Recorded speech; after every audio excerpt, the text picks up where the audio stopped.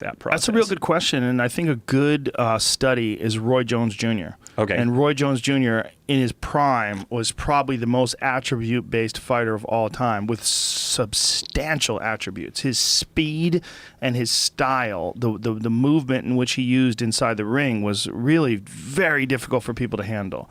But as soon as that went away, his physical attributes sort of started to deteriorate. His career declined substantially. He went from being the best in the world to 2 years later, people wanted him to retire. And he went from, and there's a bunch of variables that could have happened in that effect.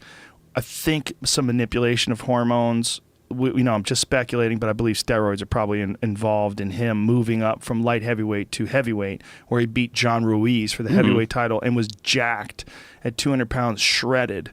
And then went down and fought Antonio Tarver and looked listless and soft and didn't look as fast. And I think a lot of that was his body responding to the fact that his hormone levels were off. And I don't know if he was checking that stuff, and I bet he probably wasn't.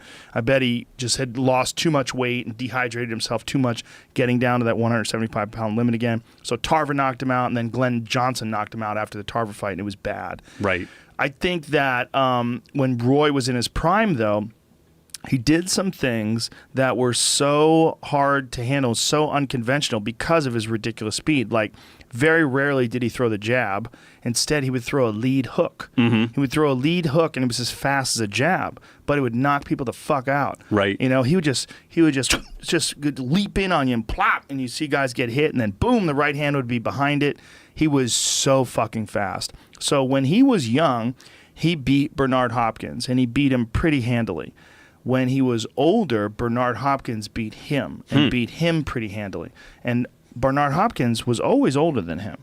So when he was young, Bernard Hopkins, who had that very defensive-based style, keeps his hands up very high, very technical, couldn't deal with the speed of Roy Jones Jr. He just was ridiculous. But as soon as Roy lost a step in his speed, then his style's not really the best style. The best style is the most technical style. Right. And you can do that most technical style with extreme attributes. Right. So I would agree with them that the best thing to learn is the proper way. Learning all the techniques, like learning good defensive posture, good hands up when you're throwing strikes, good movement and footwork, and not just relying on freak athleticism. I think it's probably the best way to attack it.